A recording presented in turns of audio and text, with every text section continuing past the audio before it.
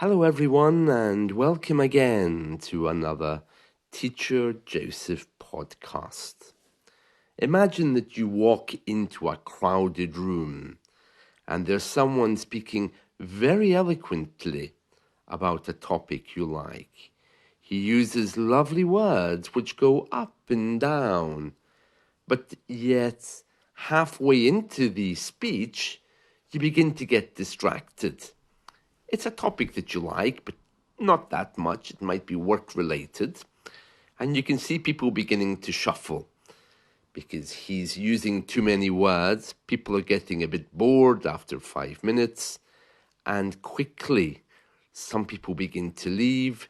Some people begin talking. And the speaker himself is getting a little bit flustered because he knows he's losing the attention of the people. Now let's compare that to another scene. Imagine that there's a very poor man from another country walks in.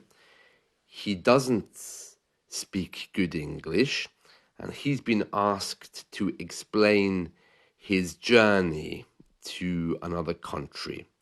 So let's say, for example, he's a refugee. He says only a handful of words in bad English, but he has everyone's attention. He doesn't speak well, but yet he's able to tell us about the very painful journey of leaving his family behind. People are hooked on every word he says, and after 5 minutes or 10 minutes, he's finished, everyone's applauding him, and people want him to speak more. Now, which of the two people there had better English?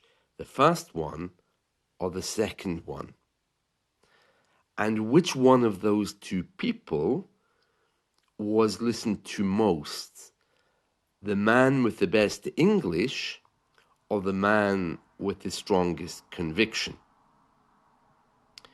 So you see here, my point is that your words, although they're very important, are not the most important thing in communicating. The most important thing in communicating is speaking with conviction and authenticity, because the heart has a language of its own, and it's something much deeper and broader than academia. Now, those of you at university will know, and the same for those of you who work in business, everyone's been to these very long, boring conferences.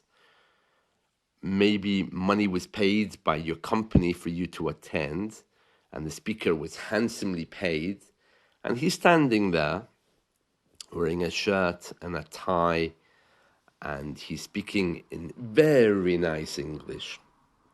Some of you might think, oh, I really wish I was like that man.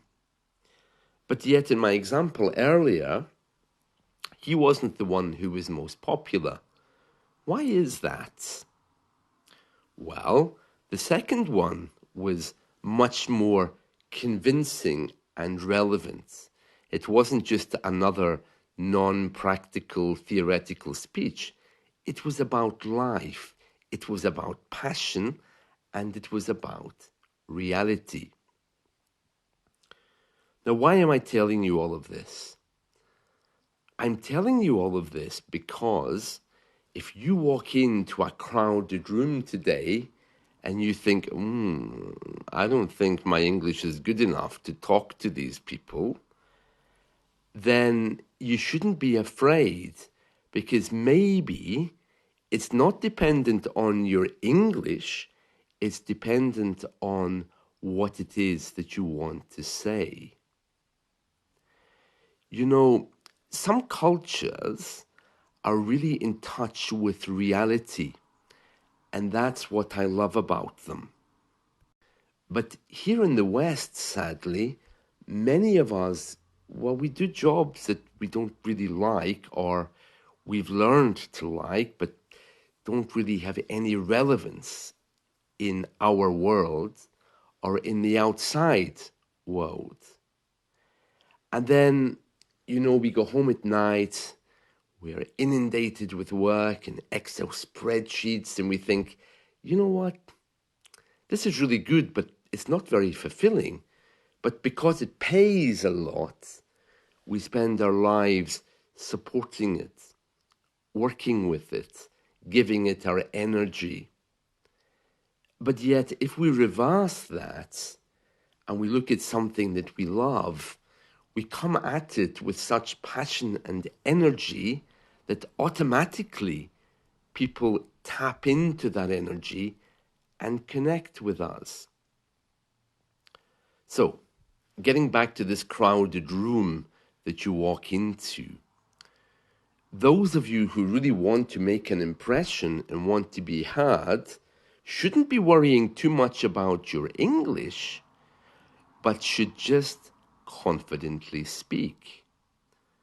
Now, I'm not saying that you should stop learning and do that, but when you do that even once, it helps you with your confidence level, first of all, but you'll soon find that you'll have more opportunities to practice with other people because they'll sense that you're speaking with authenticity.